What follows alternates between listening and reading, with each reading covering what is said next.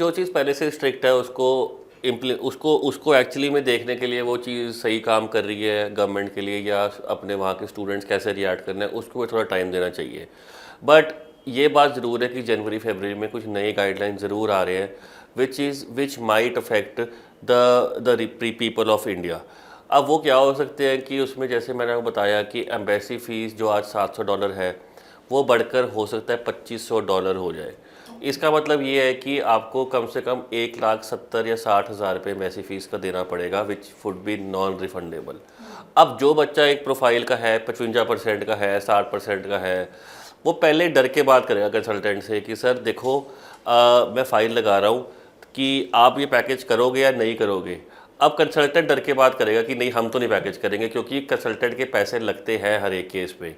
सो वो भी उसी केस पे पैसा लगाएगा जहाँ पे उसको लगता है कि ये वाला केस में 70% बच्चे के हैं, 6.5 बैंड है, फाइनेंशियल स्ट्रॉन्ग है, तब ये सारी चीज़ें बेसिकली एक वीज़ा की तरफ लेके जाएंगी।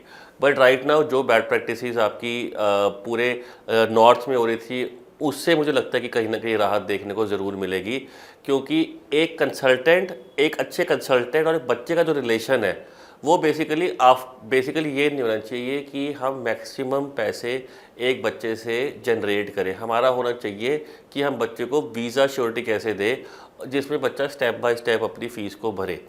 सो आई थिंक ये जो प्रैक्टिसेस है ये होनी चाहिए बट ये भी होना चाहिए कि ऑस्ट्रेलिया को वीज़े ग्रांट करने चाहिए जो आज की डेट में कभी थोड़ा सा मतलब रिजेक्शन देखने को मिल रही है।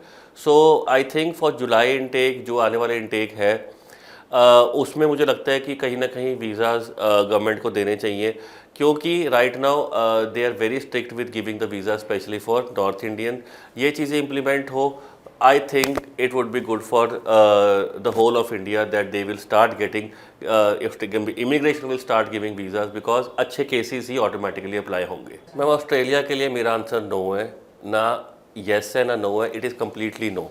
क्योंकि 2022 में अगर बच्चे का प्रोफाइल है डिले हो चुका है उसका 1 साल तो उसको यूके या कनाडा या कोई यूरोपियन कंट्रीज़ की तरफ जाना चाहिए which would be a very safe option because right now अगर आप ऑस्ट्रेलिया में अप्लाई करोगे तो आपको कोई केस पिक ही नहीं करेगा। अगर केस पिक करेगा तो 90% आपको रिफ्यूज़ल के चांसेस लेने पड़ेंगे बिकॉज अच्छे केसेस पे भी आज की डेट में रिफ्यूज़ल आ रहे हैं 2023 पास आउट पे, तो 2022 पे तो ज़रूर आने ही आने हैं।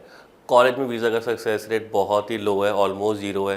सो जो उम्मीद जगती है वो यही है कि 2023 पास आउट होना चाहिए। अगर गैप है तो एक्सप्लेनेबल गैप होना चाहिए बच्चे का। यूपीएससी की तैयारी के समान है ऑस्ट्रेलिया का वीज़ा आज की डेट में। मुझे लगता है कि बच्चे को 1-2 साल पहले या 1 साल पहले ही सोचना चाहिए कि उसको एक अच्छे मार्क्स लेने हैं। मार्क्स उसको कम से कम 70% से ऊपर लेने हैं +2 में, 6.5 या 58 मार्क्स पीटी में लेने हैं जो कि बहुत अच्छा प्रोफाइल है। अब आपको कोई बंदा कहता है कि उसका वीज़ा 51 में भी आ गया, 52 में भी आ गया, 40, सब कुछ जायज़ है बट आज सिचुएशन डिफरेंट है। सो पीटी की तैयारी कर रहे हो तो अच्छा 54 मार्क्स है, 56 लाने की कोशिश करो। सो आई थिंक ये 2-2 नंबर बढ़ा के आपका प्रोफाइल यहाँ से यहाँ जा सकता है। सो इसका आंसर यही है, अच्छी प्रोफाइल के साथ अच्छे फाइनेंशियल्स नहीं है तो उसको अकाउंट में रखो, 2 या 3 महीने पुराने रखो। आईटीआर भरो, हस्बैंड एंड वाइफ पेरेंट्स की जो होती है जैसे मम्मी पापा की हो उसमें 5-5.5 लाख की आईटीआर हो। सोर्स ऑफ इनकम आपका शो होना चाहिए। कुछ ना कुछ जितने सरकारी दस्तावेज आपके पास होंगे दिखाने के लिए कि जेन्युइनिटी है, आप अफोर्ड कर सकते हो अपने बच्चे को बाहर भेजना, उतना ही आपका बच्चे का केस स्ट्रॉन्ग बनता है एंड वीज़ा की तरफ लेके जाता है केस को। फेब इनटेक अभी भी ओपन है, मिल रही है ऑफर लेटर्स। बाकी जून एंड जुलाई इनटेक जो सबसे बड़ा इनटेक है ऑस्ट्रेलिया की उसकी भी एप्लीकेशन स्टार्ट हो गई है तो आप वो भी शुरू कर सकते हैं अप्लाई करने के लिए।